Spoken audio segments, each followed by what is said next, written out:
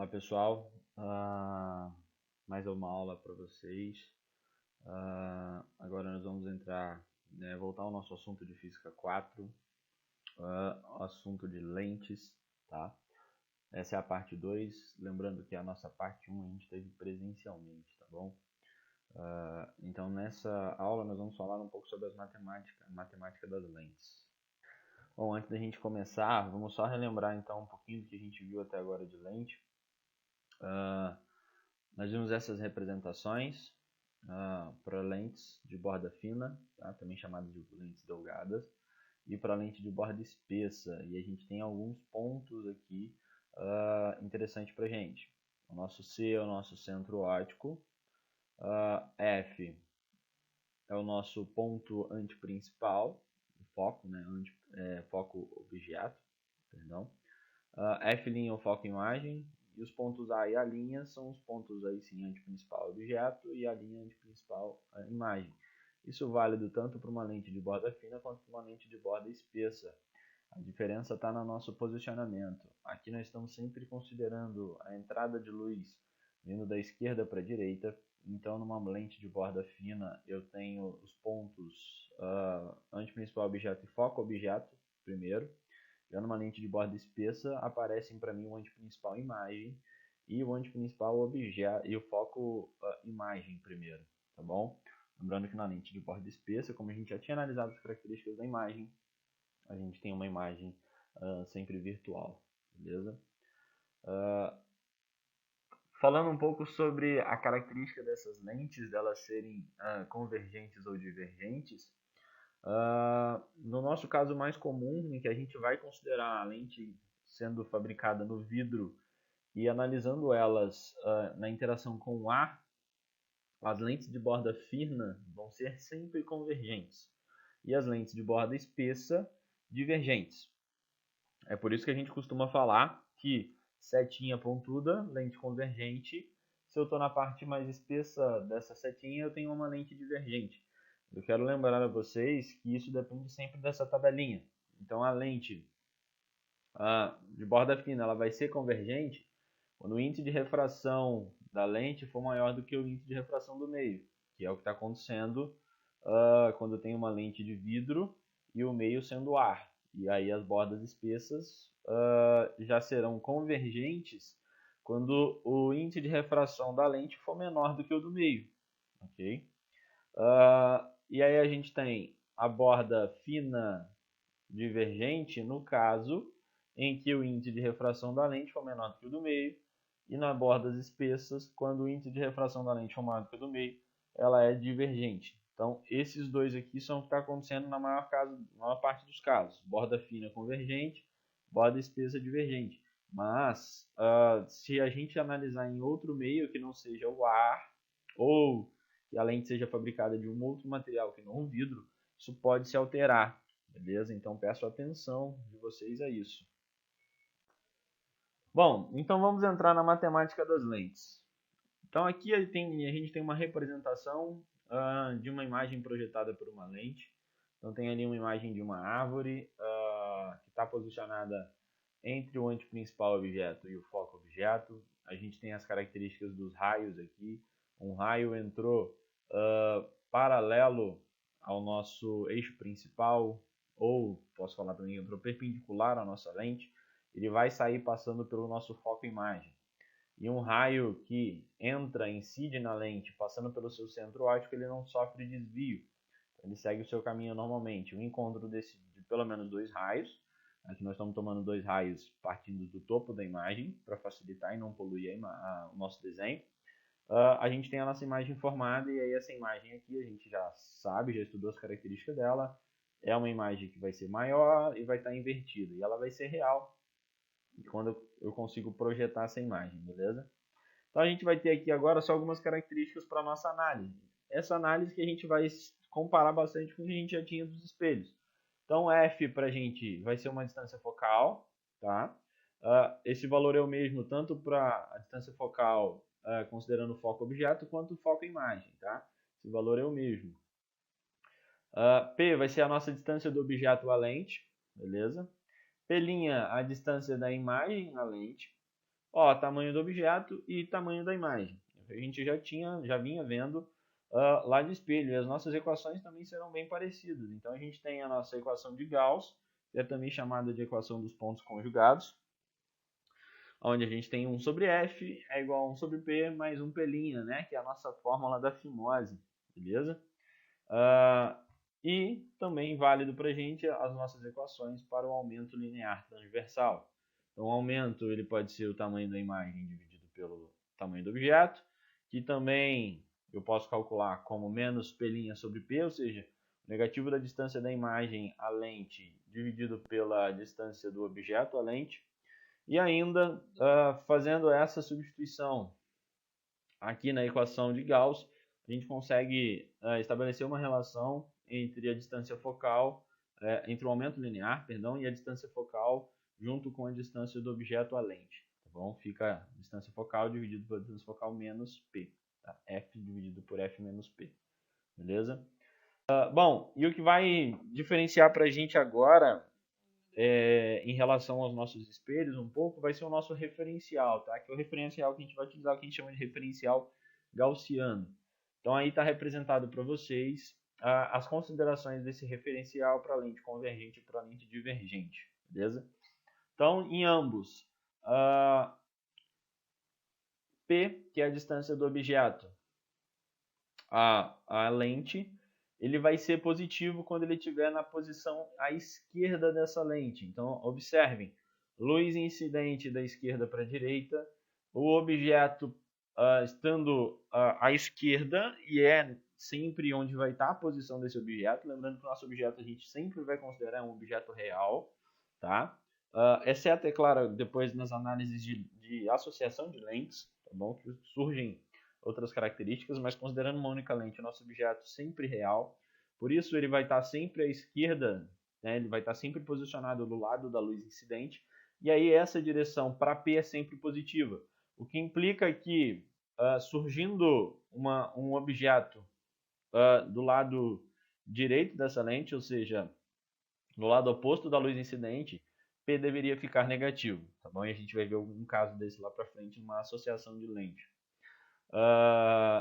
P', que é a nossa distância da imagem à nossa lente, já deve ficar ao lado oposto da luz incidente, e aí esse lado oposto é contado como positivo, ok? Portanto, a gente já lembra do caso da lente divergente, em que a imagem é formada no lado esquerdo, no lado da luz incidente, por projeção dos raios. Então, a gente já sabe que nosso P' na lente divergente vai ser sempre negativo, porque vai estar, digamos, atrás da lente, entre aspas, esse atrás, já que a gente está considerando um P' positivo nessa direção à direita, ok? Oposta à luz incidente. E a gente ainda tem os nossos tamanhos do objeto da imagem, eles seguem um tamanho positivo na parte de cima do nosso eixo principal. Então, eu tenho objeto e imagem posicionados na parte de cima, são valores positivos para eles. O que na nossa lente convergente, alguns vão aparecer invertidos nas nossas imagens reais. Eles acabam aparecendo invertidos, então, consequentemente, eles terão sinais negativos, no caso da imagem. No objeto, a gente sempre vai considerar também um objeto de posição direita, beleza? Um objeto com posição positiva, tá? E aí, então, a nossa análise vai ser, bom, P' positivo, a nossa imagem é real, beleza? Porque a imagem foi formada do lado direito dessa lente, considerando o lado esquerdo, o lado da luz incidente. Nosso P' negativo, então, a nossa imagem é virtual. Lembrando que o caso de imagem virtual, ele acontece tanto para a lente divergente como para a lente convergente, tá? Dependendo da posição aqui na lente convergente em que a gente coloca o nosso objeto. I maior do que zero, a imagem é direita. I menor do que zero, a imagem é invertida. F maior do que zero, uma lente convergente. F menor do que zero, uma lente divergente. Lembrando, aqui o nosso foco, objeto, está no lado oposto à luz incidente, por isso é uma lente divergente. A nossa distância focal aqui vai ser negativa, tá bom? Bom, então, duas observações para vocês. Então, lembrem sempre imagens projetadas em anteparos são sempre reais, ok? Sempre que eu consigo projetar uma imagem, ela é real. Imagem virtual, eu não consigo ter projeção dela. E o segundo, se a gente mantiver a distância entre o objeto e um anteparo e alterar a posição da lente, as abscissas desse objeto e da imagem eles vão se permutar para obter uma imagem mais nítida, que esse é chamado de princípio da reversibilidade, ou seja, conforme eu altero a distância da minha lente em relação ao meu objeto ou ao meu anteparo, essas distâncias vão se permutar. Quais seriam essas distâncias? As distâncias de P e P', ou seja, elas vão se alterar na busca de uma imagem projetável mais nítida, beleza? Vai ter uma posição em que essa lente consegue uma imagem mais nítida e esse é o princípio da reversibilidade. Bom, falando um pouco sobre o nosso aumento angular, em alguns casos nós não conseguimos tratar no mundo real de comparar o tamanho dessa imagem formada devido à posição em que nós observamos essa imagem. O que isso quer dizer? A posição em que o observador tem da imagem influencia o tamanho que ele enxerga. Nós temos diversos estudos afirmando que a equação do aumento linear, quando tratada em um caso real, ela não explica a observação do fenômeno, porque na hora de observar, a gente acaba observando um objeto de mesmo tamanho ou até mesmo menor, quando os cálculos de aumento linear indicavam que deveria ser maior. Isso acontece justamente devido à posição do nosso observador. E aí a nossa equação do aumento angular, ela vem justamente para modificar isso. Então o nosso aumento angular, ele é diretamente influenciável pela posição do observador, tá? Então o aumento angular, que é o nosso m, ele vai ser calculado como a tangente de θ dividido por θ0, onde o nosso θ0 é um ângulo associado ao nosso objeto. Então a gente tem aqui um objeto que está, nesse caso, considerado numa posição bem distante do nosso observador. Então ele tem um certo ângulo, θ0. A imagem formada por esse objeto numa lente que tem o intuito de aproximar esse objeto do observador vai gerar para o nosso observador um certo aumento angular θ, ok? Então, o nosso aumento angular vai ser calculado pela tangente de θ relacionado à imagem, dividido pela tangente de θ0 é o ângulo associado ao nosso objeto. Essa consideração ela é feita sempre para ângulos bem pequenos. Então, para ângulos bem pequenos, a tangente de cada ângulo é aproximadamente o valor do próprio ângulo, ok? Por isso, o aumento angular é dado por θ dividido por θ0, tá bom? E aí, claro, lembrando sempre isso daqui, os θs, eles estão sempre sendo medidos em relação ao nosso observador. Então, aumento angular, a gente utiliza ele sempre que a posição de observação influencia na nossa observação. Tá? A posição que eu estou observando vai influenciar a imagem que eu estou observando. A gente vai ver isso até na nossa próxima aula, quando a gente estiver falando de instrumentos ópticos.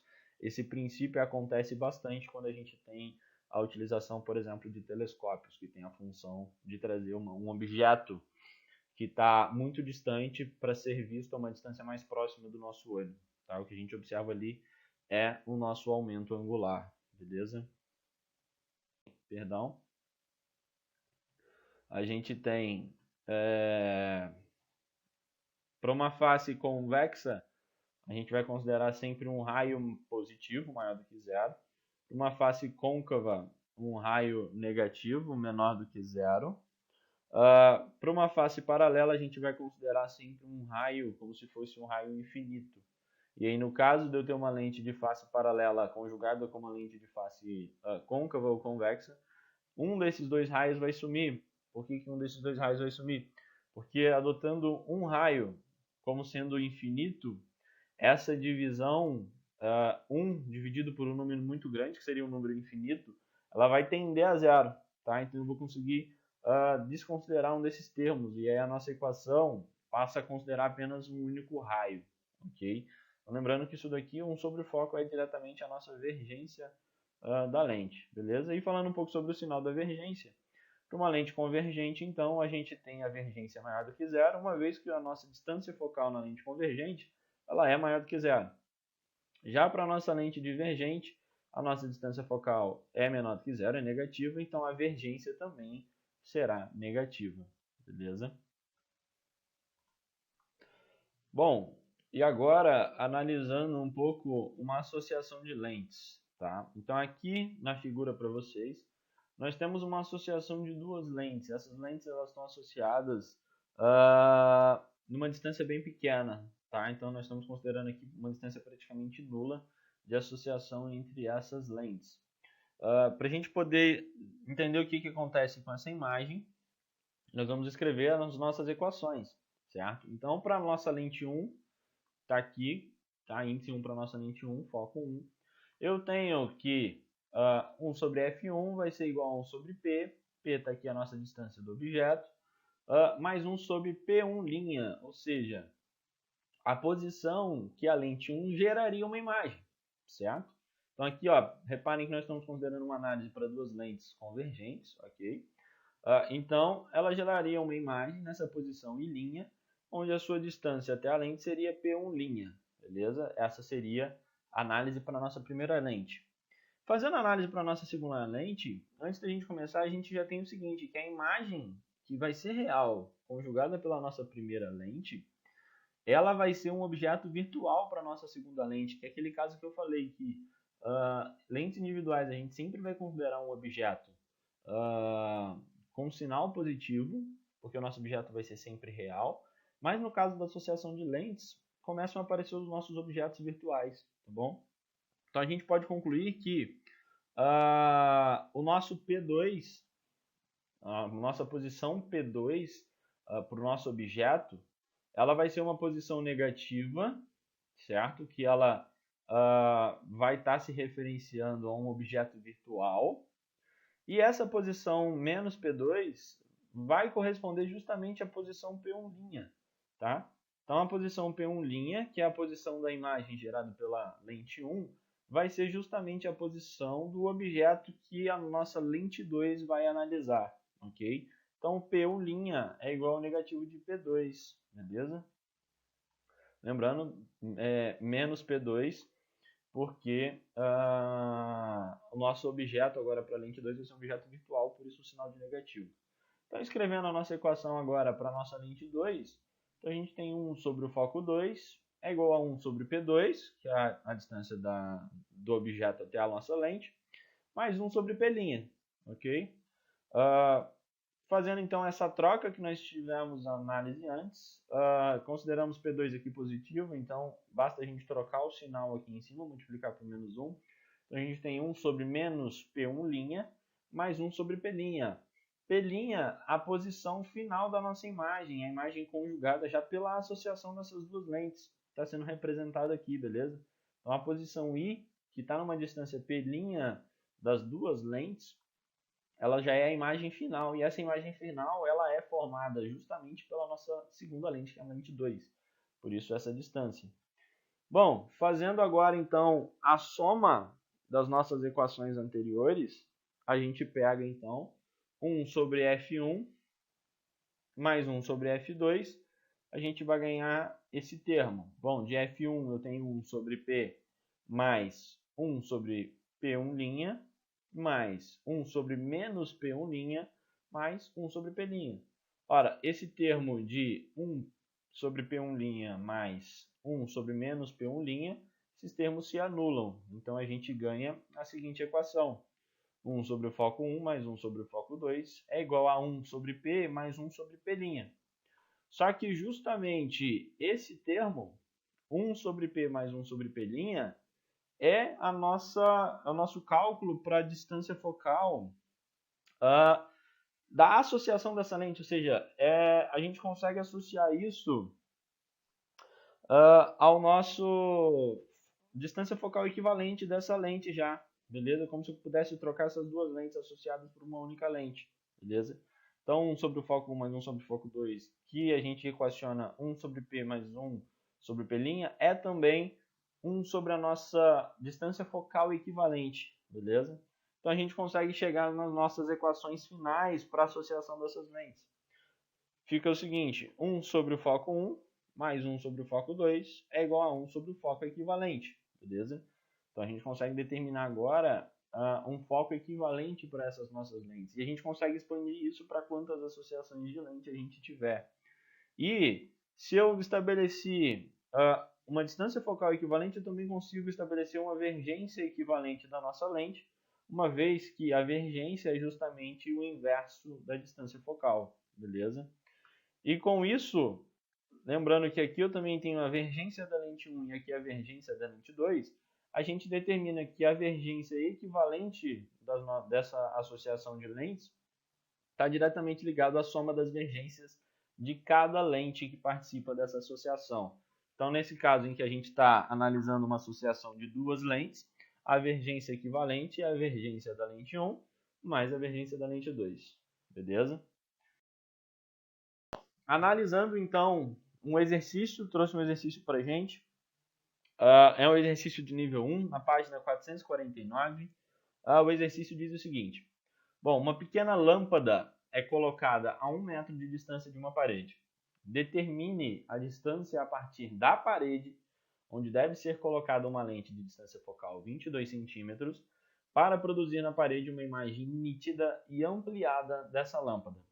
Bom, como que a gente começa a nossa análise?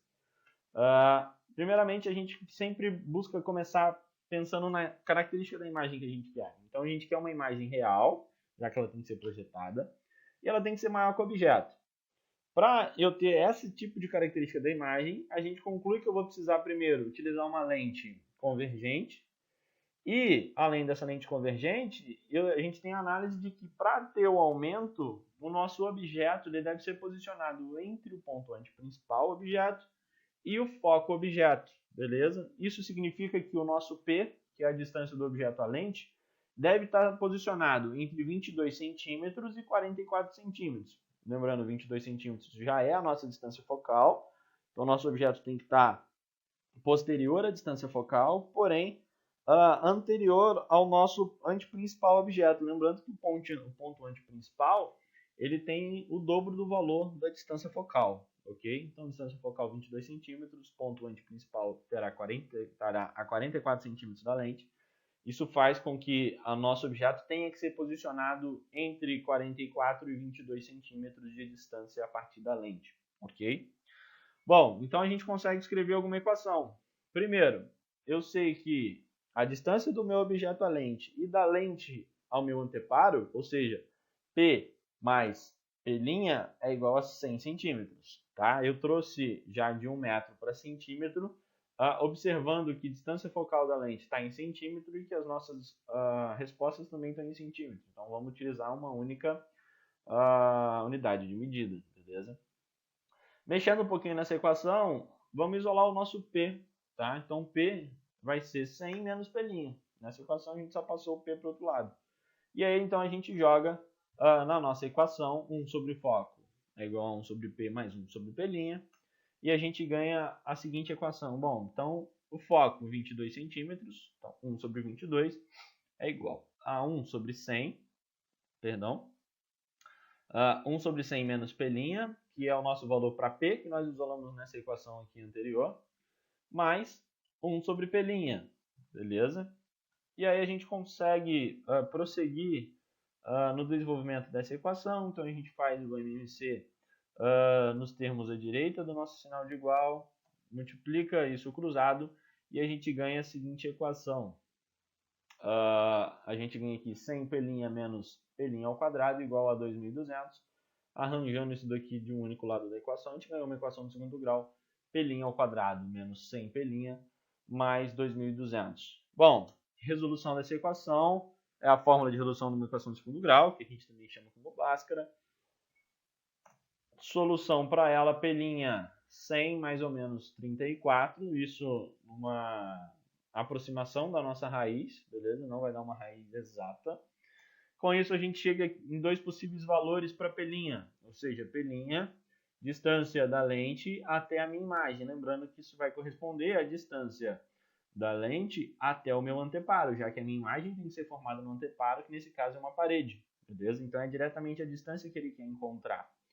Ora, ganhei dois possíveis valores, P' aproximadamente 67 ou P' aproximadamente 33, ou seja, a lente teria que ser posicionada a 67 centímetros do nosso anteparo ou a 33 centímetros do nosso anteparo.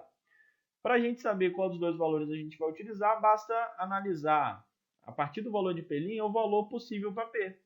Ora, se P' valesse 33 centímetros, a gente tem que o nosso P valeria 67 centímetros. Se o nosso P valer 67 centímetros, ele vai estar fora da nossa margem que a gente já estabeleceu antes de distância que o nosso P pode estar da lente. P tem que estar entre 22 e 44 centímetros da lente, ou seja, o objeto deve ser posicionado a no máximo 44 centímetros distante da nossa lente. O que, se P' valer 33, vai estar fora da nossa concepção. Então, o nosso P' deve ser 67 centímetros. Quando a gente faz isso, a gente chega na conclusão que a distância do objeto à lente vai ser de 33 centímetros e o 33 centímetros está dentro desse intervalo que a gente estabeleceu inicialmente, beleza? Então, a resposta para o nosso exercício, P' aproximadamente 67 centímetros. Resposta é a nossa letra D, beleza? Então, a nossa aula de hoje, pessoal, acaba por aqui. Peço a vocês, por favor, que resolvam os exercícios da apostila. Lembrando que nós teremos ainda uma parte 3 para essa aula, onde a gente vai falar de óptica da visão e dos instrumentos ópticos, tá bom? Mas vocês já têm aí uma grande gama de exercícios que vocês conseguem resolver a partir de agora, beleza? Então peço, por favor, se dediquem, organizem o tempo, estudem, resolvam os exercícios e mandem dúvidas no grupo, ok? Então um abraço a todos e até a nossa próxima aula.